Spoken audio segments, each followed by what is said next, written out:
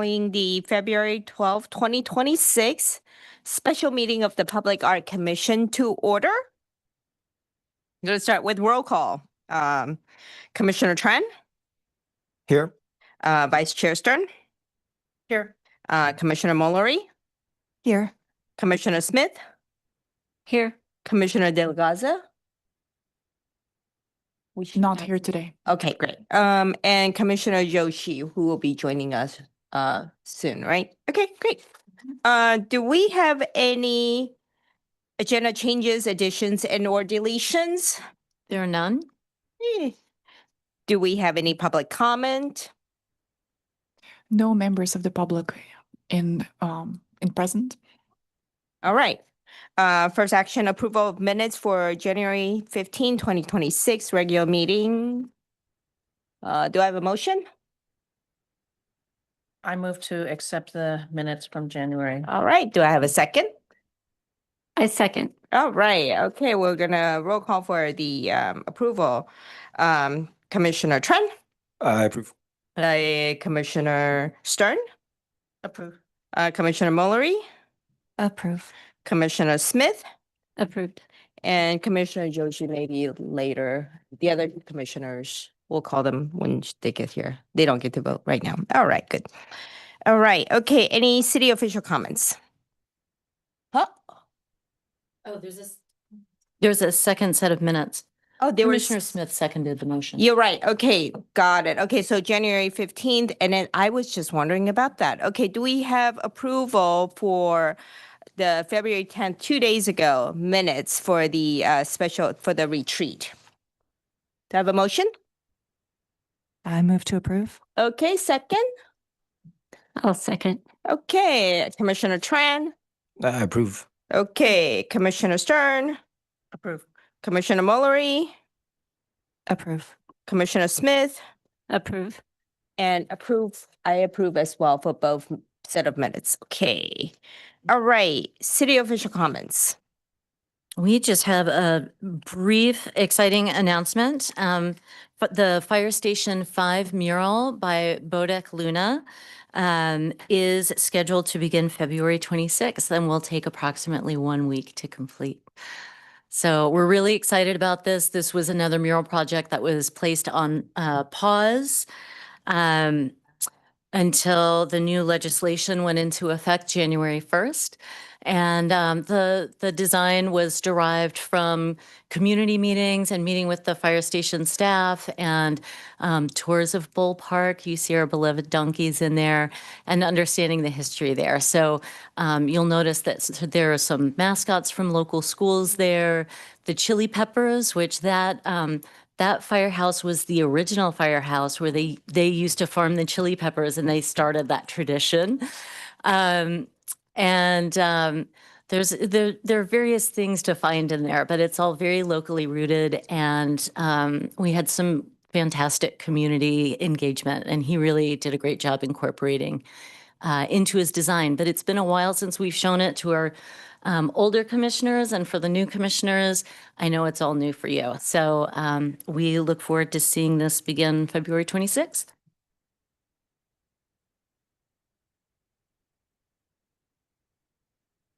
Fantastic. Okay, moving on to first action item. Number 1, King Artist in Residency Program. Very exciting. Hopefully you all had a chance to read the report in advance. So we have Kiana Honormand here this evening to talk about her time in residence and the report and findings, and also give you a peek of the conceptual design for the artwork to go on King Plaza. So with that, I will turn it over to Kiana. Thank you. All right. Hello, everyone. My name is Kiana Honarmand. I've had the pleasure of meeting some of you, but it's nice to meet you all. So glad to be here. It's an honor to be here tonight and talk about the project and share the progress. I believe you should all have received the report, so that's I'll briefly touch on the progress and what's going on. If you could go to the next one, please. So my project for the residency explores and celebrates the diverse stories of BIPOC and immigrant communities within Palo Alto, centering on the themes of home and belonging. Next one, please. So the project started with the research phase. So the first like 3 to 4 months, I was doing research to find historical context, learn about just the history of Palo Alto in general, learn about the different communities. I did a lot of research. I met with different individuals, such as folks from the Palo Alto Historical Society, for example. They shared their, some history with me personally, and then introduced resources such as the books that's on the screen. That's called Palo Alto Centennial History.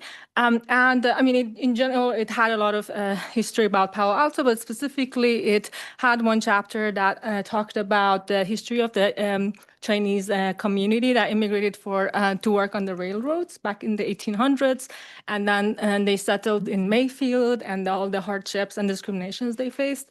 It didn't really talk a lot about other different communities, but that was a very important introduction.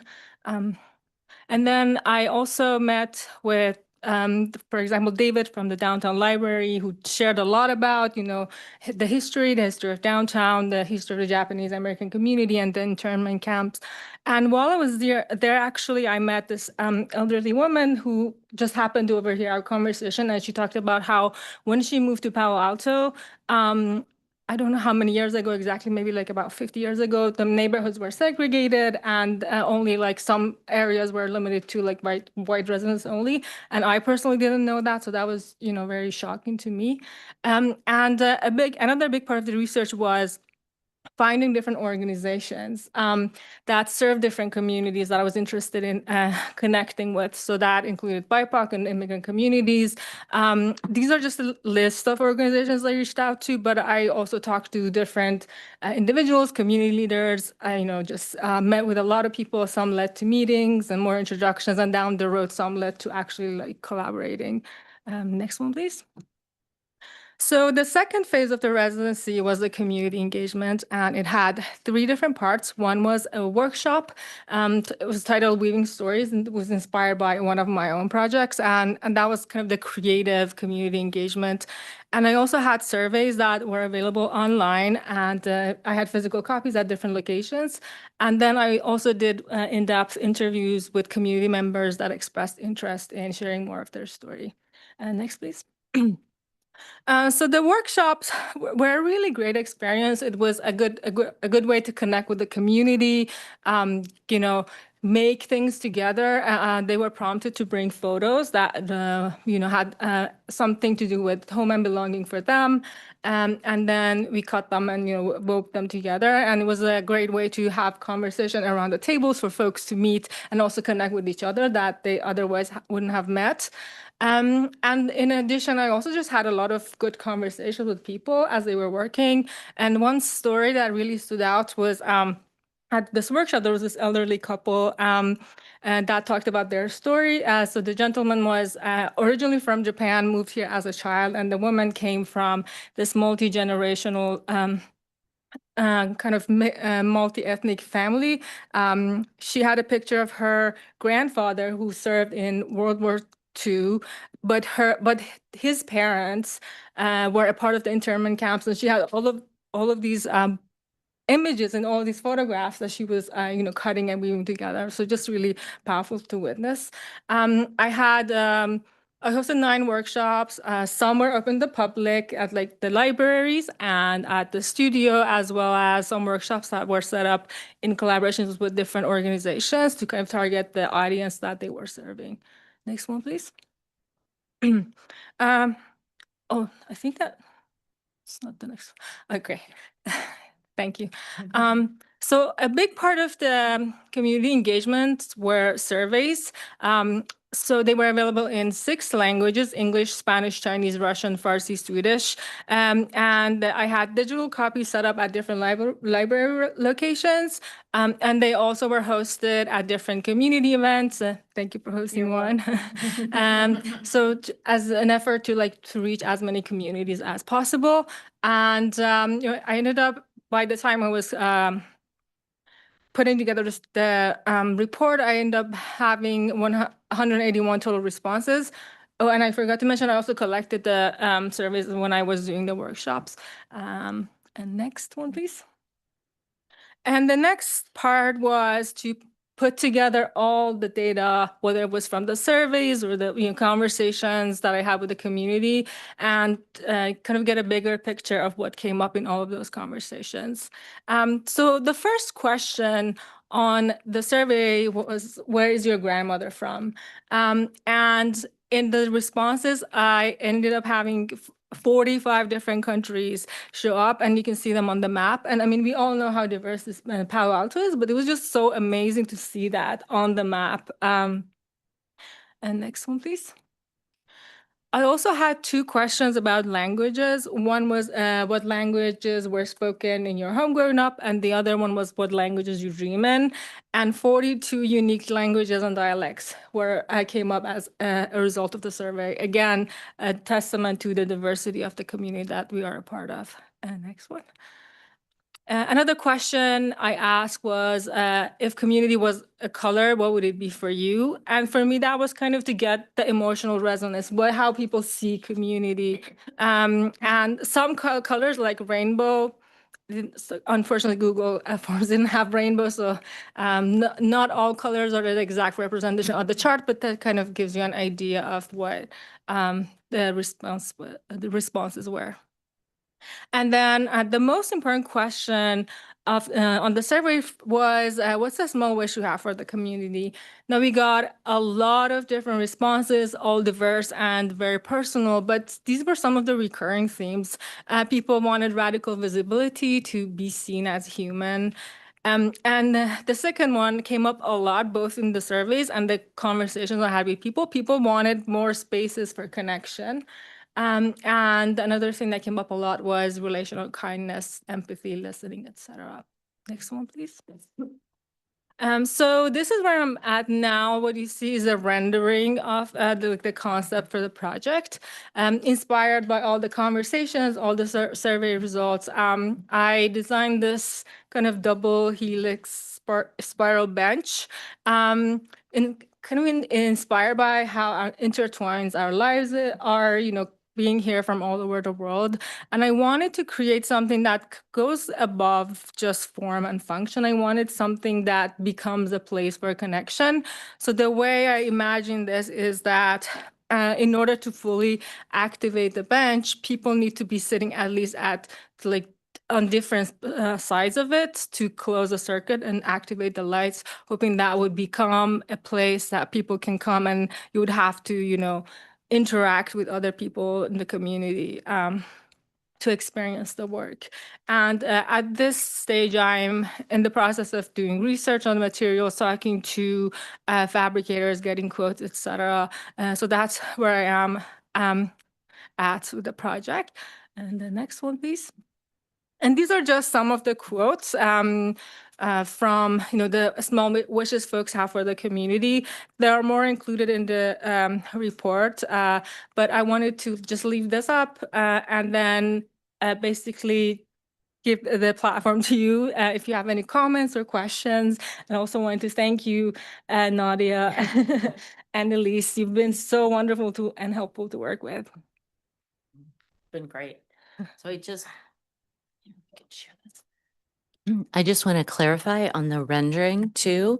It's a conceptual design, so it will shift as we get into detailed design, materials cost. So scale, some materials may change. It's really just to give you a sense of the concept moving forward. So I just wanted to clarify that. Any questions or is there any public comment? No. Okay, so questions. I've got a couple of questions, but first I want to say I love all of the data that you've collected and the way you visualized it. And it's really interesting for me to hear how you've been able to sit in all of that and then come up with this sense of a way that people can connect and to have to make the connection visible in light. So conceptually, I love this design. A couple of questions I've got. One would be in the daytime, how visible would the light be? Might a different color make it more visible in the day than in the night? Or something like that. That's a great question, and I thought about actually thought about it, and I think we discussed it. So I was thinking that have the lights just on but very dim, but have it on, turn on very bright when people sit on it. So have something that's there to kind of both visually be more interesting and kind of get an indication of what it is, but then really like turn it on brighter when people interact with it. Okay, yeah, that's great. Because I think a lot of people will be interacting with it during the daytime, I would expect. So it'd be fun to still be able to notice that connection that's created. Yeah, absolutely. Another question I have is kind of generally around ergonomics, I guess. And this is completely out of my wheelhouse. But I was wondering, kind of with the slats, whether there's a potential for pinching and how easy it will be to get up and get down, that kind Yeah. of stuff. That's a great question. And actually that's a part that's not finalized at all. So this was for me to get it to a point to visualize what it's going to look like and get it, so I can reach out to people like fabricators and also be able to visually share it. But that part of this design is not finalized. That's just going to involve, require more work and talking to more, people that are experts and doing more research. Yeah. But very good point. Yeah. I'd want to kind of keep in mind, people who have a difficult time getting up and getting down and whether they'd be able to sit on that in a stable way and whatnot. Yeah, But I'm absolutely. glad you've got people who do know these things. Yes. I just wanted to ask you, out of the community workshops that you held, which one was perhaps your favorite and why? That's a very interesting question. I don't know if I had a favorite. I think each one was so unique and very different, communities. And each of them I have like very distinct memories from each of them just because, the different people that I got to meet and talk to. So I don't know if I have one like favorite.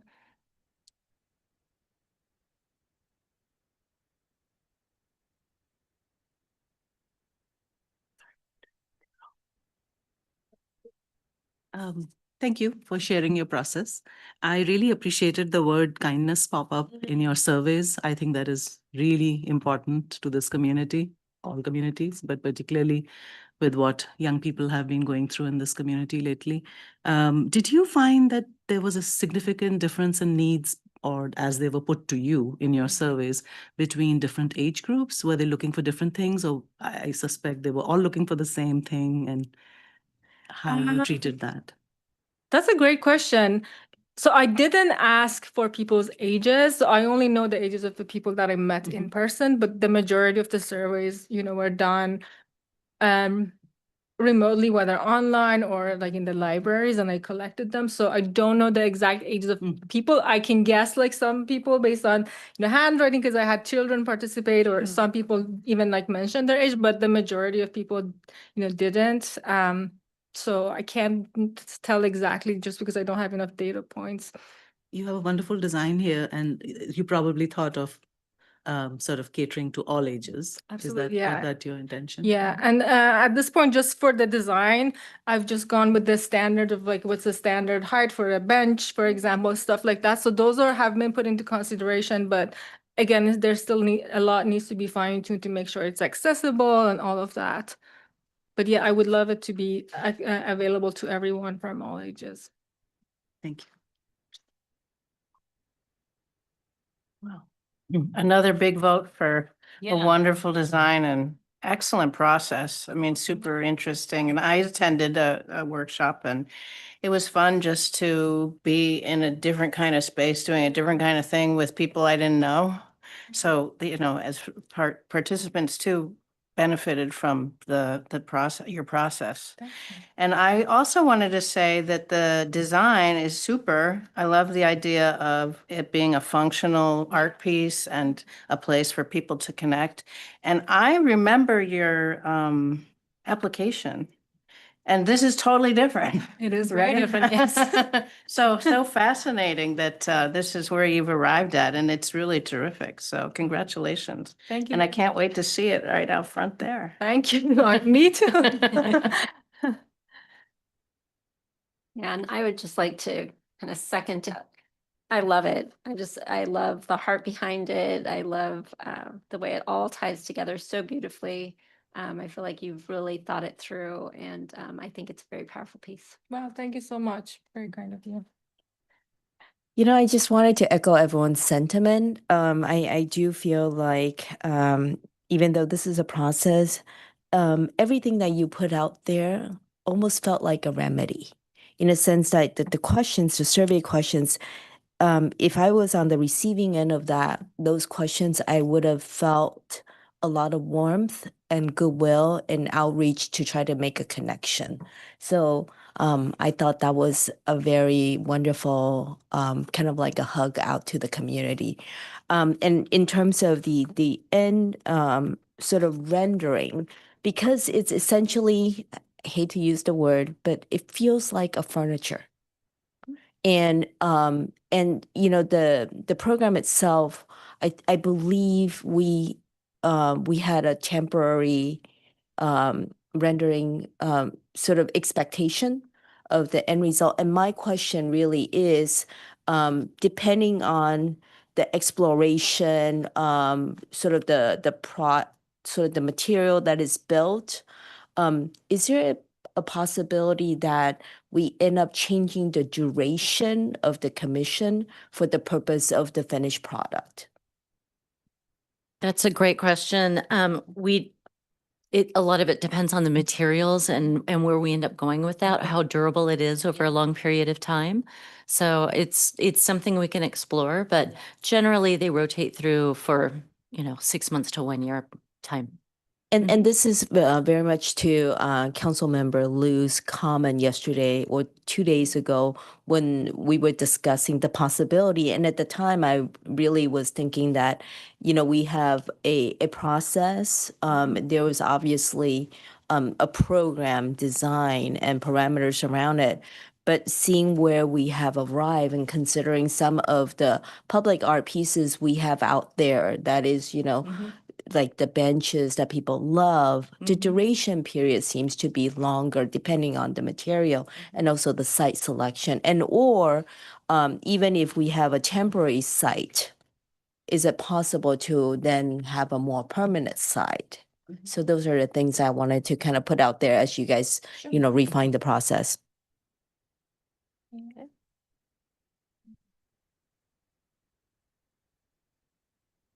Any other questions, comments?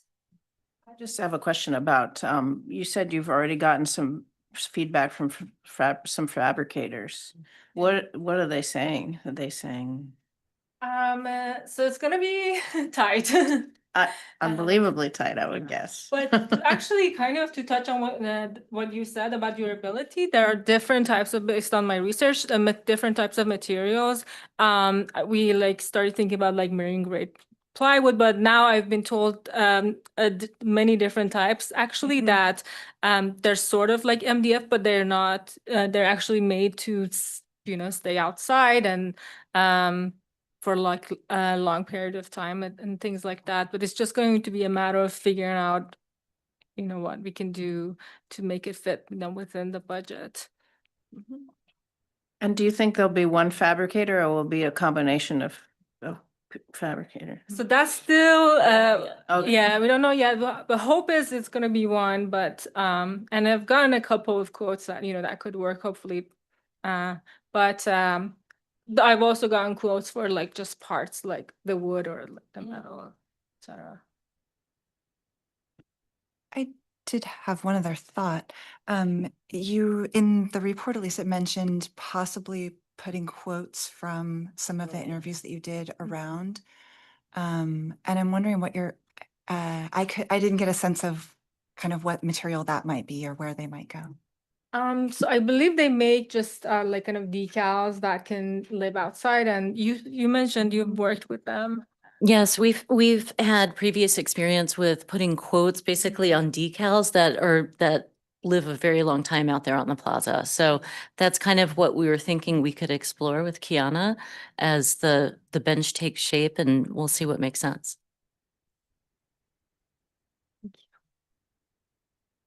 Okay, so do we have any other questions? If not, we need to have a motion for the approval of the conceptual design for the temporary artwork. Temporary artwork, that's still to be defined, right? Okay, I move to approve the conceptual design. and do I have a second? A second. All right, enthusiastic. So we're gonna vote for this. Let's see, I'm gonna roll call. Commissioner Tran, I approve. Commissioner Stern, Approve. Commissioner Mollery, Approve. Commissioner Yoshi, Approve. Commissioner Smith, Approve.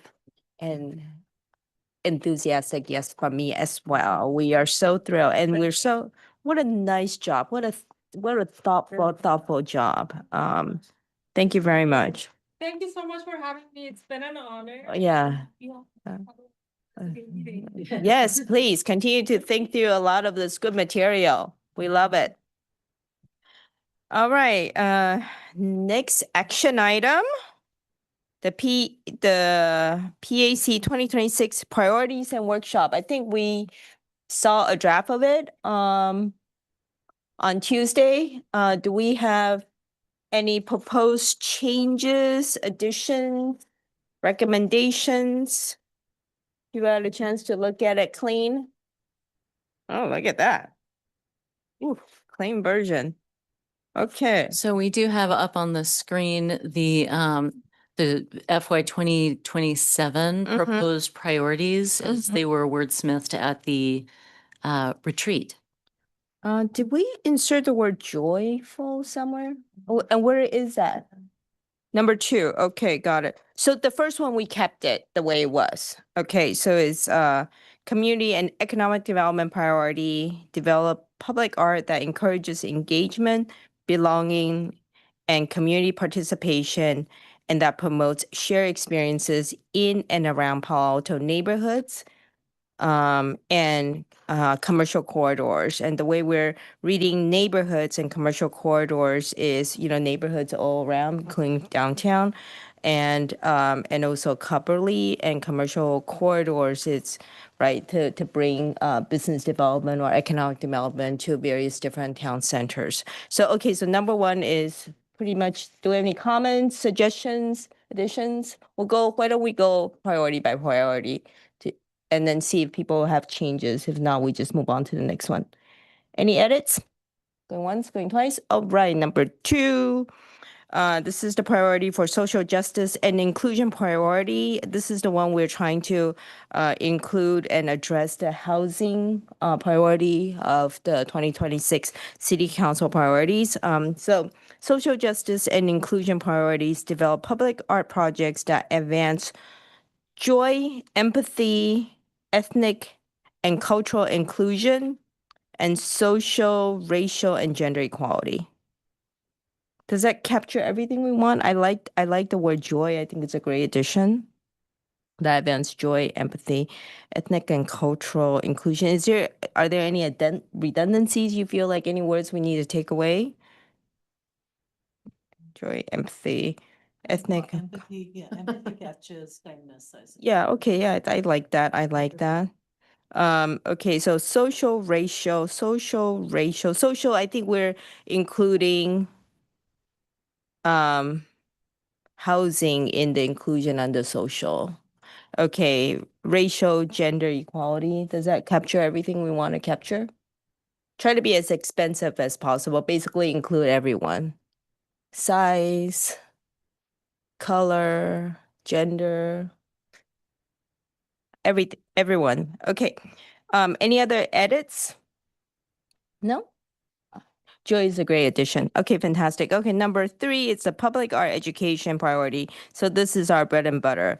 Widen and strengthen education and advocacy for public art, including through the rollout and implementation of California Avenue District Master Plan and Baylands Art Plan and PAM for long-term goals while responding to current issues and supporting a wider network of artists. And so our goal is really the various different outreach for all the different programs to support artists by giving them new opportunities for them to grow. So I think that's pretty consistent. Do you think, is there any way we can kind of slightly tweak it to address, do we need to talk about master plan? Because we talk about California district plan, Baylands plan, long-term goals. Is long-term goals capturing master plan? PAMP is Okay. Palo Alto Master Plan. Okay, let's Public go. Art Master Plan. Okay, do we need to spell out? No, we don't. This is good. Okay. It's probably a good idea. Implementation of the California Palo Alto Master Plan long-term goals. Okay. That works, yeah? Fantastic. Yeah, let's spell it out. Okay. Now, do we need to change the order so it starts with Palo Alto Master Plan and then California Avenue District Master Plan, Baylands Art Plan? Or does that work the way it is in the cadence? Thick. If it's not broken, that's not fixed, yeah? Okay, it's all there. Okay, great. Number 4, this is the new one. Responsible stewardship and government efficiency priority. This is the new one.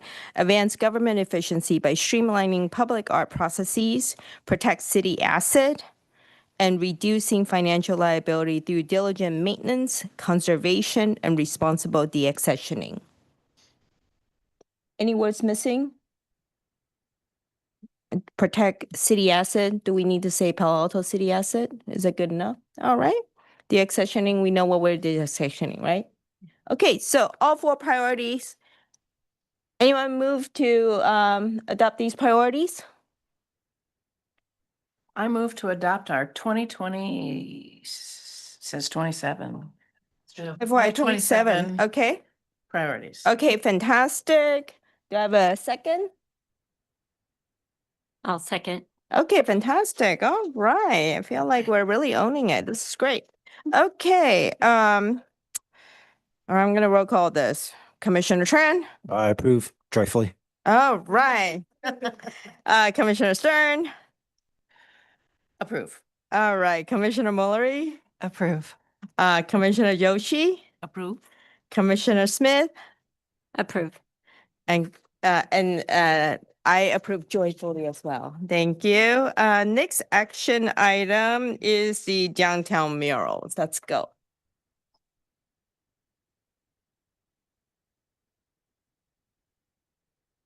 So speaking of joyful. We have a presentation coming up. This is the third of the downtown murals. So I'll walk you through some history. So, oh, that was, okay. So we worked on commissioning 3 murals downtown. This was part of our 24-25 working priorities. They were part of our council-approved plan. And so, so this was our original call for walls. We identified 3 locations. The other 2, of course, were just recently painted. So tonight we are going to see the design by Harumo Sato for the 3rd location. So here is the project timeline. The call for walls was launched in January of 2024. We got 3 applications, which were all very viable, great sites. February, we had our consultant go look at them to check out the condition and let staff know what wall prep might be involved. In March of 2024, the commission approved funding and the sites. May through June, we went through the artist selection process. So we had 126 artists who were interested in the opportunity. 60 artist applications were reviewed and evaluated by the selection panel, and we have the panel listed there. 20 top-ranked artists were discussed in more detail at the selection panel meeting, and the 3 top-ranked artists were recommended for murals. Then we reached out to each of the mural sites and let them know that the artist that was selected for the site, they were all really thrilled, and we had a fantastic panel, as you can see there.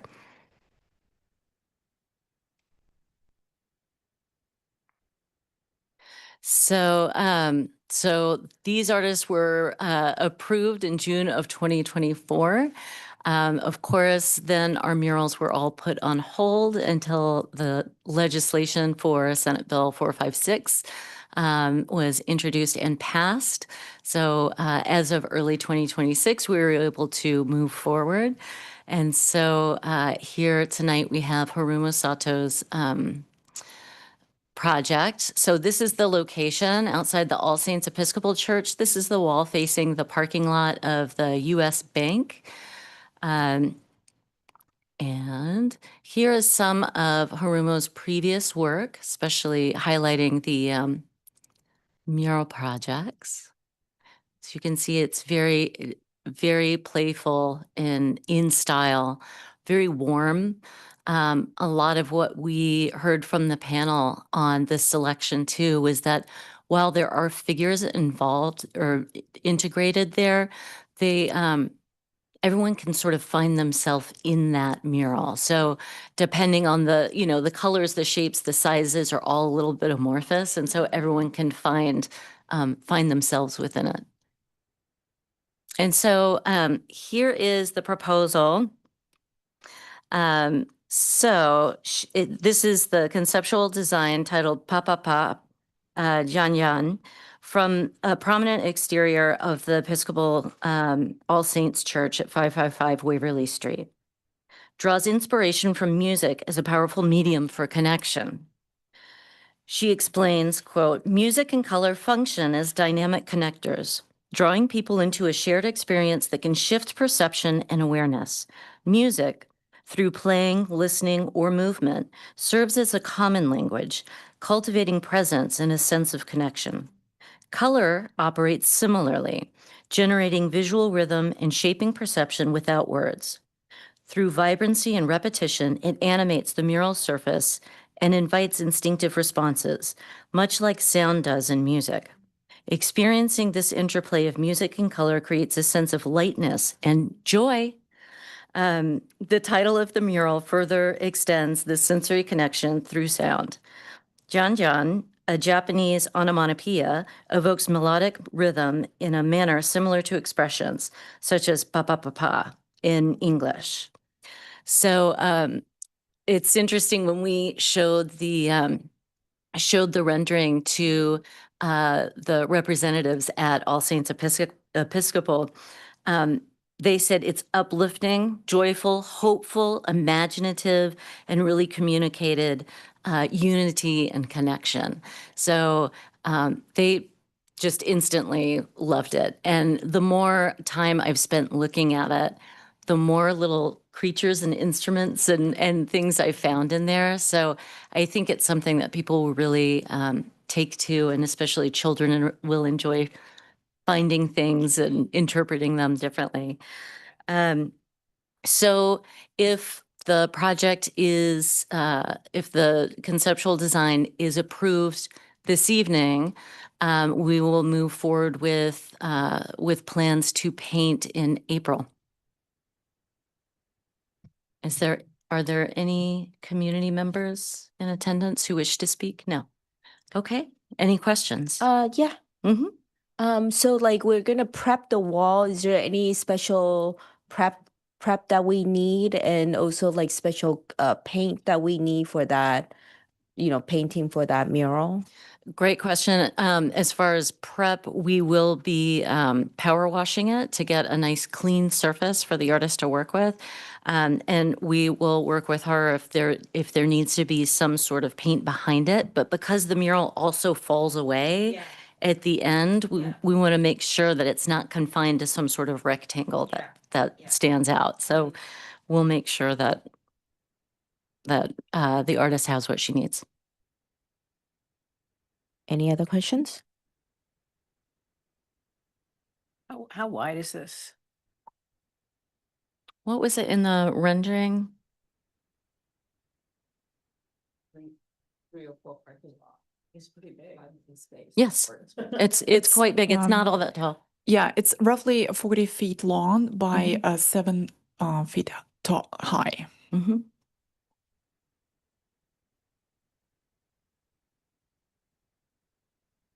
If I may say so, I thought this really captures our 2027 priorities in terms of joyful, empathy, community building, all that music they're going to be making. It's wonderful. And the church does actually host quite a few music events too. Did US Bank have anything to say about it? They haven't so far. We've reached out to them, certainly. They haven't. When we were talking to them about it, they said they were really excited to have something out there that was not gray. And the tree that was immediately behind the wall in the rendering is no longer there. So it won't be dumping pollen onto the top of that wall any longer.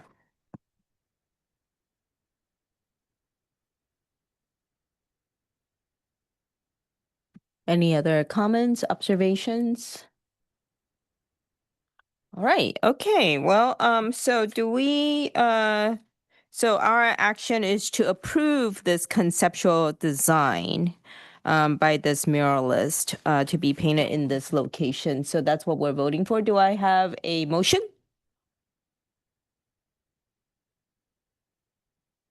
I motion to approve. Do I have a second? Second. All right, that's a roll call this baby. Okay, Commissioner Trent, I approve. Commissioner Stern, Approve. Commissioner Mullery, Approve. Commissioner Joshi, Approve. Commissioner Smith, and approved for me as well. Now, I just noticed, my apologies, I kind of rushed through the prior action item where we talked about the priorities. I also want to make sure for the record, we approve this work plan as a whole as well. Do we have consensus that all the folks that voted for the priority also approve this work plan as a whole? Okay, so let's make sure the record reflects that. My apologies for rushing through that. Okay, so the next action item is Sherman Avenue parking garage temporary mural.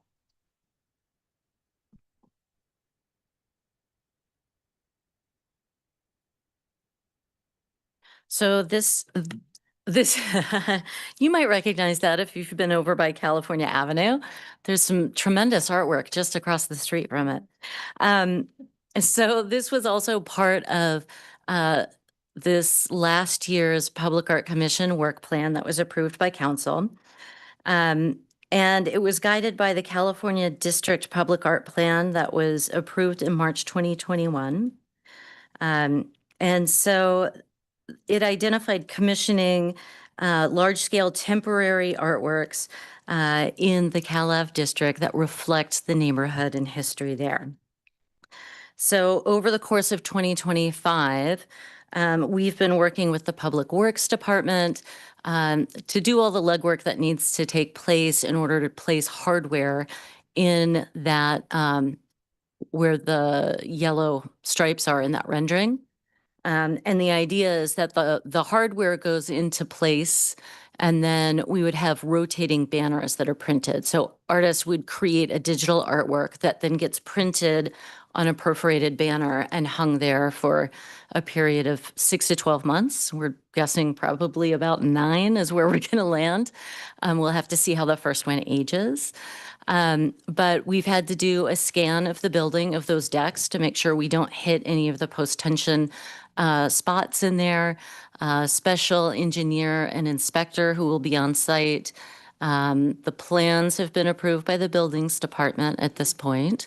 And so we are here seeking approval for the funding for the hardware. Here you can see the cost breakdown. So the calculations, the plans, the wall scanning, and the special inspector who is on site during the full process, building permit fee, installation of the mounting hardware and printing, and installation of the first artwork. So that's $15,000.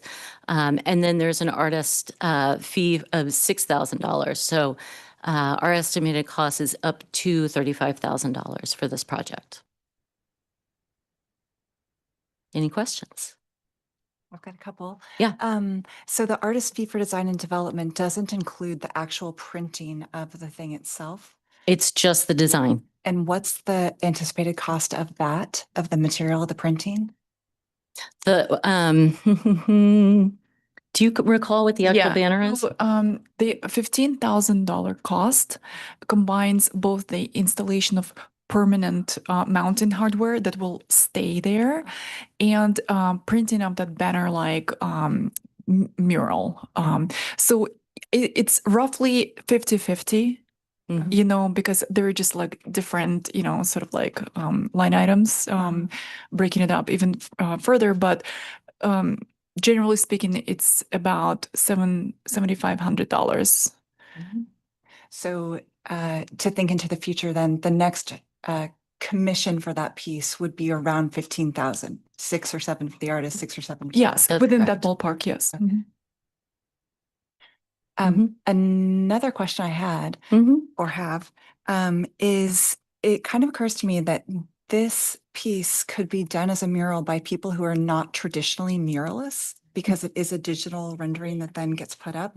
So I'm wondering if in the call, it will be reflected somehow that it's, you know, you don't have to be a traditional muralist per se. Absolutely. In fact, this call is going to be open to artists who work in digital illustration from our pre-qualified pool.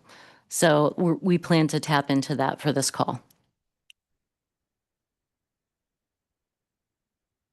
So just so I'm understanding this, there's going to be permanent mounting hardware, and then we create an opportunity to have a series of temporary banner style murals. The artist would be creating the design, and are we going to be practicing our priority of efficiency in terms of just fabricating, like using the same vendor supplier to kind of fabricate each time? Yes, we're using the template from the same vendor. So all the artists are getting the same template to design for, and the hardware gets roped in the same way. But if I may, the biggest cost saving here is the installation, permanent installation of this mounting gear. That's why this process is so elaborate and requires structural engineering calculations and plans and inspections. But that hardware will stay in place, and it's not going to cost us anything in the future. I was going to ask about what expenditures have been made already? Have you already had the thing scanned and you said there's approvals, and so we've already spent the 10,500?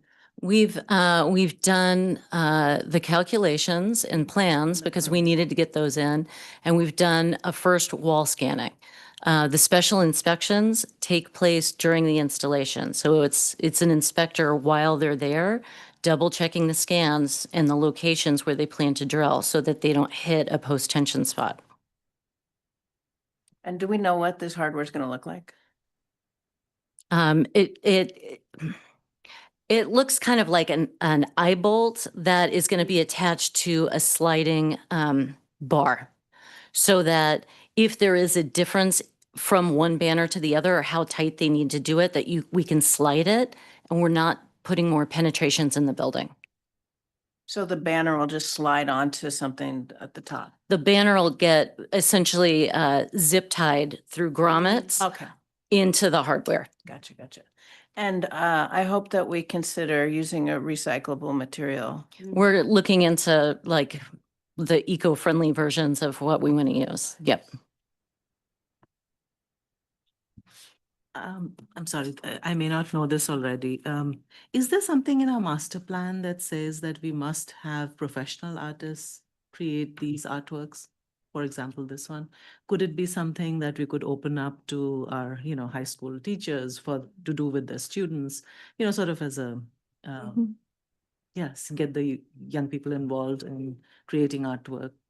So that's a great question. It is a pretty specific skill set to create these digital images. And the term is artist is defined in our Muni Code. So it is an artist who has been practicing, who has an exhibition history. So those are generally the kinds of artists that we utilize, and that's who's in our pre-qualified pool. And if a teacher was to lead that effort, then it could possibly happen.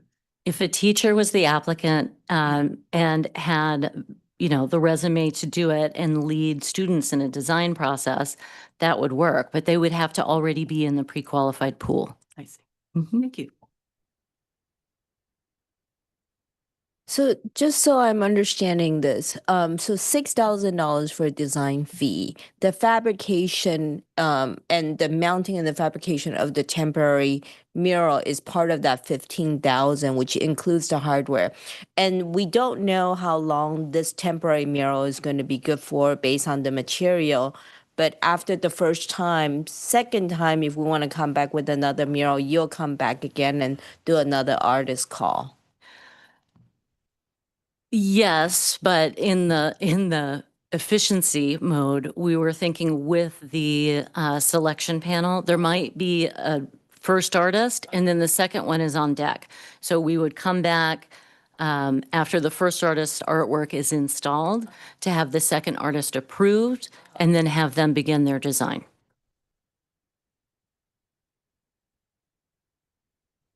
Would there be any kind of option to print on both in front and back of this the material that you folks are going to be mounting? I'm just going to say canvas, but it's not a canvas, right? It's not. It's a mesh material, so that it's easier with wind. It's extremely lightweight. It's not a heavy, bulky, and you can see the print quality is quite nice on it. But I don't believe you could print on both sides without muddying the image on the other side.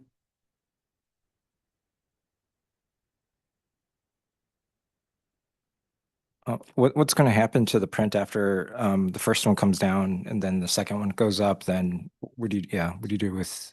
That's a great question, and that's something we will need to bridge. So if there is a way to upcycle that or recycle it, we would want to take advantage of that or create something new out of it. And we know how long this is going to be good for. So that we, so that there's an expectation how long this is going to be there. Yes, and this will be the first time. So we just want to see how it weathers, but we anticipate it should have no problem weathering for a year. But I'm anticipating probably after 9 months, we'll be ready to change it out for something new. Mhm.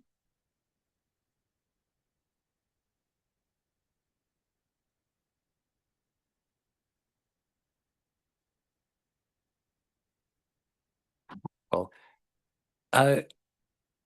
one thought as well is that if these materials can last potentially a few years, as some vinyl outdoor banners can, that we keep these in storage and maybe after a few years of artists, we could rotate some of the crowd favorites back in, for example. So that reuse could be potentially better. Or maybe they could be reused in an indoor context where this material might be able to last indefinitely. I mean, I think storing or thinking through those options carefully before we actually recycle or dispose would make sense. I'm also just generally curious how you think about rotating exhibits, temporary exhibits versus having a more permanent mural or sculpture or installation or something on that surface.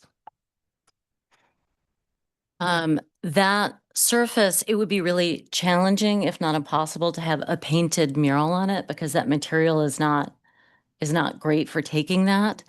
And part of the feedback we heard from the CalAV residents was They like temporary, they like rotating, they like seeing something new and seeing more local artists, regional artists represented. So, so this was identified in our plan as a great opportunity to do that. Yeah, I understand there's room for all different kinds. Mhm. As someone who lives near Calab, and well, is also goes throughout Palo Alto, I know people love the murals that they see continuously. They love the Country Sun mural. They love Mhm. the different Greg Brown murals. They love the sculptures that they see every day, and then they start associating with the place, or Mhm. sculptures and paintings that become like friends. Mhm. And I mean, obviously, you lose that with a temporary mural, but you gain other things. Uh, so I was just curious if there was a general direction or general thought going forward that murals on CalApp, for example, would tend to be temporary, or if this is just a sort of one-off response to that community input. I think that's a great question. We try and mix both, and some of it depends on the opportunity that arises, the location, how viable is it for an artwork to remain a long time there. If something has a lot of southern sun exposure, it's going to deteriorate much faster, or if it gets a lot of rain. So those are the kinds of things we take into account when we decide, is this a permanent installation versus a temporary installation? And I know you had asked previously about the temporary murals that are that were recently done over there. I would anticipate that those will be in place far longer than 5 years because people have fallen in love with them. The challenge is the property owners, getting them to agree to have that perpetually on the building. And if the building changes hands and the new owner doesn't like the artwork, that it puts them in a bind. So it makes it challenging for us to get permission to paint a mural on the building without giving them that out. So, to Council Member Liu's point, I was just wondering because I remember downtown, the downtown poetry wall. When we were de-accessioning it, Midtown, yes, apologies. The Midtown poetry wall, when we were de-accessioning it, sort of the interim solution was we created a temporary replica of that. And that temporary replica, I thought, if I remember correctly, was good for 2 years. And I'm wondering if that material, it could be used here.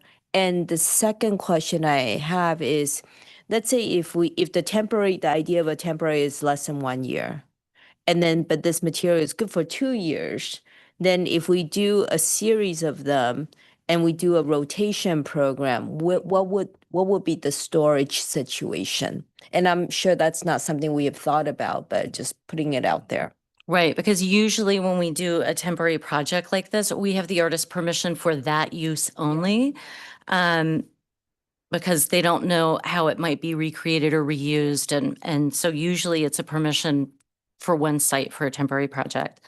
The question about what we used at Midtown, that is like a solid, almost like a wallpaper sticker, right? And so that would seal up those sections of the wall, and that wall is not level, right? Each deck comes out. And so it would be problematic to try and use it on that kind of material, that surface. Mhm.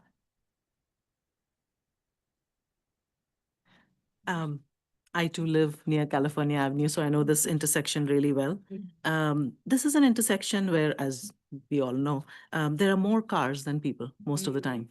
So it's going to be a very rapid look at this artwork. And listening to all of you, I'm just wondering if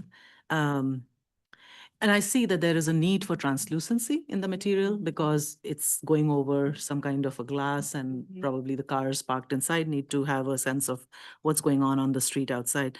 I'm just going to put it out there, and you know better, but perhaps some sort of a translucent material like a recycled thermoplastic material that is utilized into making, by the artists who do this well, some sort of a stained glass / some kind of a translucent and yet permanent artwork, like Councilmember Liu was also bringing up. And I like that idea of having something of greater permanence. Perhaps it won't last more than 10 years because it's thermoplastic and, you know, the elements will get to it and then you'll know what to do with it. However, because that intersection is not much walked around, I feel, I mean, people do walk it, but it's not like the other side of the building, you know, which is visible to a lot more walkers. This one is more the Superior Court, the police station, cars going into wherever they want to park. So therefore, I feel like there could be a space for a more lasting artwork with the translucence that is desired because it's going over some glass. Possibly making it a longer lasting artwork, perhaps with an anticipated lifetime of 10 years, maybe, and with recycled thermoplastic materials. Okay. So there are a couple things at play there, right? The public safety building now has that large plaza across the way. And when it opens, we're anticipating there will be a lot more people across the street. So that's part of the reason that location was identified in the CalAV plan as an ideal spot for these kinds of rotating works. That actually is not glass there, right? So there are some openings because it is a garage. There's a certain amount of airflow that needs to be able to go through and exhaust. So if we were to do something that seals that, that would be problematic. Doing something Everything would still hang. and something more, right, something more permanent would require a whole different kind of engineering. So this is very lightweight mesh. And yeah, so I mean, we'd have to start over. One thing I Thank you. want to add too, I don't disagree with anything that's been shared. I actually appreciate all the comments. One of the benefits too of our temporary artworks is it gives more opportunities to artists, which is one of our priorities, you know, so by having more constant rotation, we're able to give more opportunities to our local artists and Bay Area artists, which, you know, we often hear that they're really appreciative of all the opportunities they get from Palo Alto. So just something to consider. Again, I don't disagree with what's shared, but whenever we do decide to make something more permanent, then we reduce the opportunities that we're able to offer our artists, which is something that we just need to consider. So. And just maybe to provide context, because I know we haven't looked at this for a while, but we did look at sort of the whole concept of, you know, the solution for the public art solution for this particular site. That was just right. That I think this has been visited before, and you know, It has been a little while, but yes, because there's permanent artwork across the street at the public safety building and those were big budget projects. There was a desire to locate someplace where there would be rotating artworks. And as part of the CalAV plan, you know, there was a big desire for more opportunities for local artists too. California Avenue used to be known as Avenue of the Arts. So, so there was a desire to sort of honor that with new and changing artworks as well. Another thing I would add is in some kind of way, this is how we can have new media that doesn't have that upkeep, right? Because it's a digital media that's going to get put into a physical material. The other thing I think too is we'll have more diversity of what is up there. So I think that's also one of our priorities for the year is just to meet diversity in all different ways. And I think that can be done. Sorry, in the pre-qualified pool, how many graphic digital artists are there? We just went through tagging those. Do you recall, Nadia, how many have been tagged? Yeah, over 100. The pre-qualified pool is pretty robust. Have you considered like a full bleed print, or is there going to be some sort of border or some room for branding and like you know, the artist's name or something? Great questions. I'll defer to Nadia on the bleed. I'm not sure we've gotten that deep into that design yet. But generally for these projects, we do some sort of adhesive sticker so we would probably do it on one of those columns at the base at the pedestrian level so people could see whose artwork it was and look up and see it. I guess I just have one more question because, we should have questions. So the hardware itself to Anjana's point, because we're approving the first installation, the design, the first installation, and we have a sample of material, but like maybe, you tried it and you're like, I expected, a year, but then this thing is due to whatever environmental exposure, it's not hanging well. And so you may want to change the material the next time. And if that's the case, do we need to make sure that the hardware, the framing is sort of robust enough to accommodate a range of weight for different type of material as you can consider on a going forward basis? Yes, absolutely. This material has been used, stadiums, things like that for long periods of time. So it's definitely been road tested. Of course, if we do change the weight, we have to go back to our engineer and make sure it's all within specs. Everything that gets placed, they have to engineer it for worst case scenario, highest wind gusts, seismic, all of that kind of really fun stuff. So I think there's some wiggle room if we want to change it, but if we do anything significant, we need to really go back and they would have to maybe rework or have more penetrations into the building. Let's say everything goes well and 9 months later it's taken off and it's still looking quite great. Is there any, could it at all be auctioned?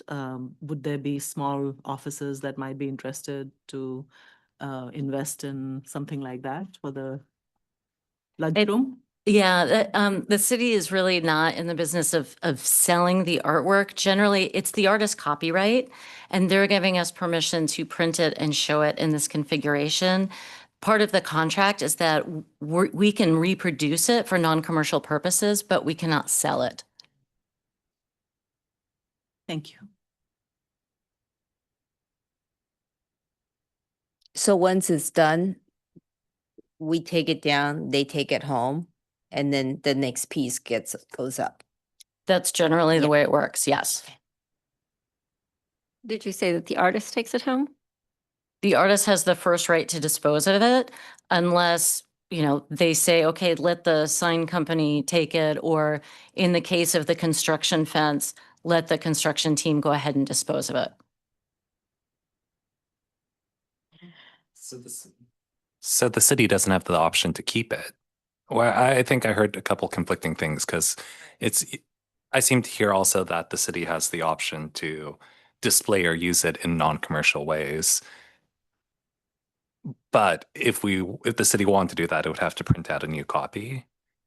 It couldn't use the copy that was already hung. Is that what you're saying? Well, the artist owns the copyright and they understand the space in which it's going to be used. So we would have to do a special contract to allow for a reuse of it in a different context.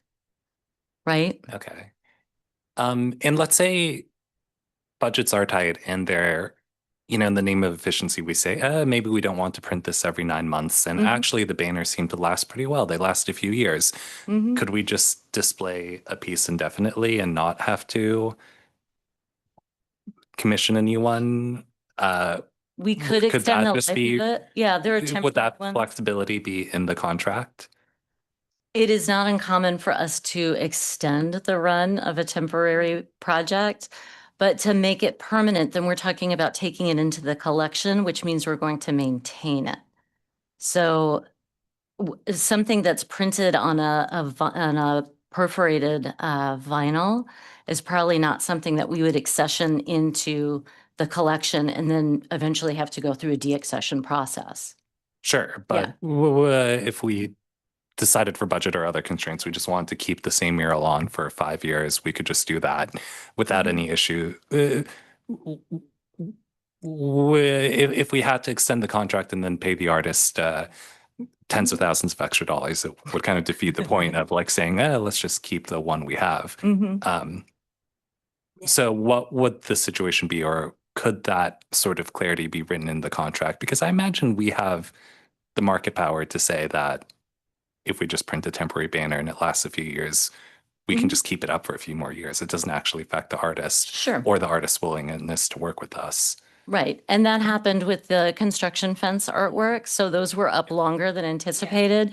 And as long as they're not torn up or too faded, the artist never had a problem with that. Yeah, I think the reason for the deaccessioning, if I may, is we really, I think we want to set an expectation for how long this is intended to be. And so we don't want to accidentally end up in a situation kind of like the poetry wall, where it was really intended to be a temporary mural, but unfortunately it became part of the collection, and the maintenance cost was incredible because there was a lot of infrastructural issues with the wall, and so they kept having to fix the background, sort of like considering the canvas part, and it just became not cost effective. So, if this costs us $6,000 to design and fabrication another few $1,000s, let's call it 10.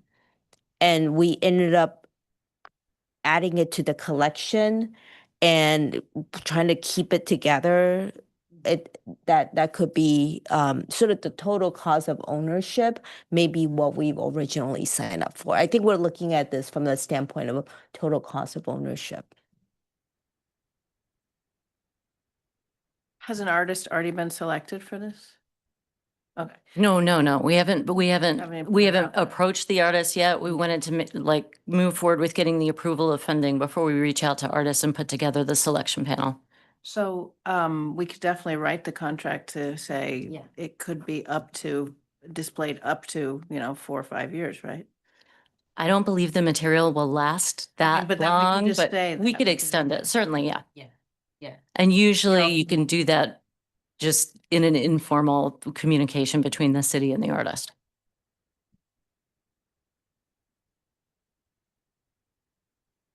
It'll probably look bad after, Yeah, exactly. 12 months. I think a lot of our temporary installations actually last longer, and we do try to keep them for as long as they're looking good. So I remember like the blue trees. They were supposed to have been there for like a few months, but they were there for like a long time. And yeah, and I guess it just didn't rain enough, so like the trees were blue for a while. So, we didn't we didn't cut them down or anything like that. We respected the process. Yeah. We have enough questions and answers. I think we grill Elise enough on this one, huh?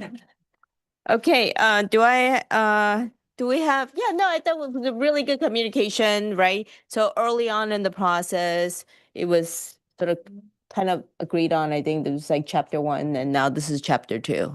So, all right, catching everybody up on this. All right, do I have a motion? to I approve? move to approve. All right, do I have a second? I'll second. All right, okay, so we're gonna roll call this. Commissioner Trent, I approve. Commissioner Stern, Approve. Commissioner Mullery, Approve. Commissioner Yoshi, Approve. Commissioner Smith, Approve. and approved by me as well. Thank you so much. Do we have any public letters? There were none. Okay, do we have any commissioner questions, comments, and/or announcements?